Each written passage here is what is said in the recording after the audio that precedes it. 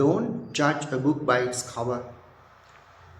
පොතක් විනිශ්චය කරන්න එපා එහි පිට කවරෙන්. එක හරි ප්‍රසිද්ධ ජනප්‍රිය ප්‍රස්ථාපිරුලක් අපේ ලංකාවේ මේ දවස්වල. In Sri Lanka, this is a very famous, popular proverb. මොකද්ද මේකෙන් කියන්නේ?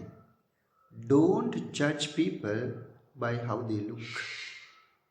මිනිස්සුන්ගේ බාහිර පෙනුම බලලා මිනිස්සුන්ව විනිශ්චය කරන්න එපා කියලා.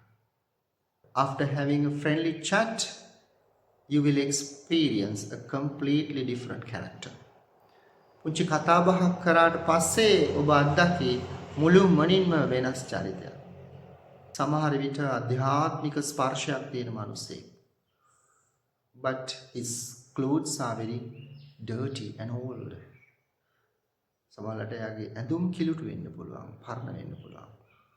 But his spiritual understanding is unique. නමුත් ඔහුගේ අධ්‍යාත්මික අවබෝධය හරි අද්විතීයයි. එහෙම චරිත අපිට හම්බ වෙනවා. හැබැයි අපි keen observer කෙනෙක් වෙන්න ඕන. We should be keen observers. Then we meet such characters. අපිට ඒ වගේ චරිත හම්බ වෙනවා. ඒ වගේම අපිට ඒ චරිත මිස් වෙන්නේ නැහැ. අහිමි වෙන්නේ නැහැ. මග හැරෙන්නේ නැහැ. Why? Because our perspective is richer than the average person. මොකද අපි ඒක දිහා බලන කෝණය සාමාන්‍ය මිනිසුන්ට වඩා පොහොසත්. Not in money, but in understanding. සල්ලි වලින් නෙවෙයි අවබෝධය.